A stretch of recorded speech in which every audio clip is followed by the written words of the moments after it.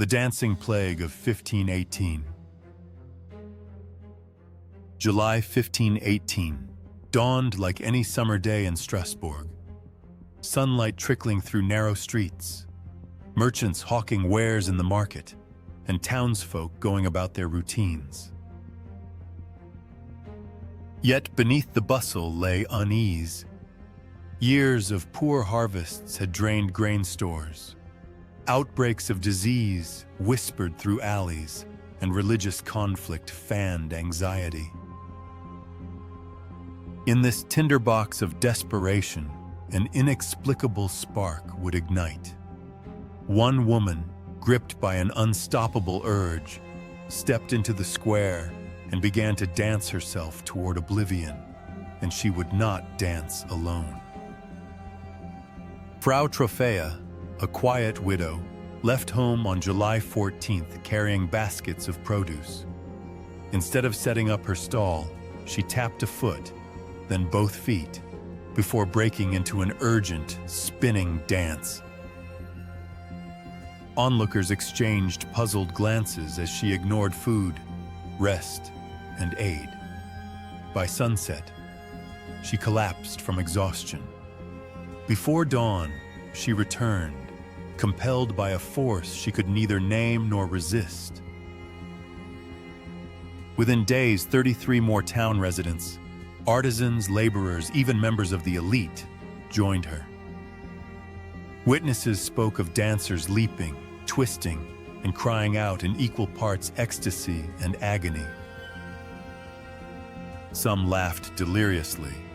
Others wept as cramps racked their limbs.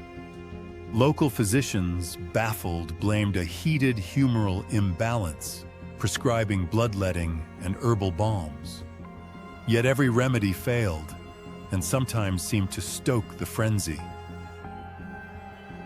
Desperate to contain the outbreak, the town council first ordered gentle music, hoping to soothe the afflicted. Instead, the melodies fueled their mania. They then erected a wooden stage, hired the finest minstrels, and provided straw bedding and water stations, treating it almost like a sanctioned festival. But by month's end, more than 400 people had danced, and dozens had died. Strokes, heart attacks, and open sores on feet left untreated. Surviving records offer chilling glimpses. They whirl as if seized by devils, wrote one clerk. Their spittle flies, their limbs tremble in cruel delight and torment. Mothers wailed as they watched children collapse. Clergy held solemn processions, yet onlookers abandoned pews to rejoin the gyrating tide. Why did this happen? Modern scholars still debate. One leading theory points to mass psychogenic illness, collective stress manifesting as involuntary movement. In a community strained by famine, disease, and superstition, fear could trigger physical reactions, tremors, spasms, even dance-like convulsions. Anthropologist John Waller argues that belief in curses magnified the effect. Once one person danced, others unconsciously followed, fearing the same fate. Another explanation implicates ergot poisoning, a hallucinogenic fungus infesting damp rye. Ergotism can cause seizures and hallucinations, and given reports of soggy grain that summer, tainted bread may have played a role.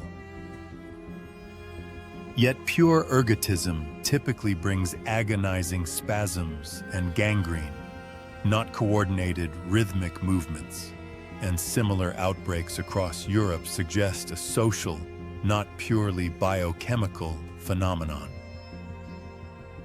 Today, many experts blend these views. Ergo may have primed bodies for convulsion, while psychogenic factors shaped those convulsions into dance.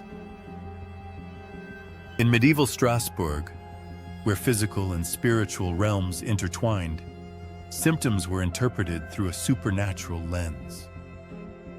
What began as a twitch could become a trance. What began as a tremor, a ritual. Dance itself offered a release. In a rigid society, public performance could serve as an instinctive outlet for collective tension. The pattern and rhythm of movement provided a fleeting sense of control amid chaos. Yet once the outbreak began, it fed on its own momentum, drawing in more participants until it burned itself out. By August, the music stopped. The stage was dismantled, and no new dancers emerged.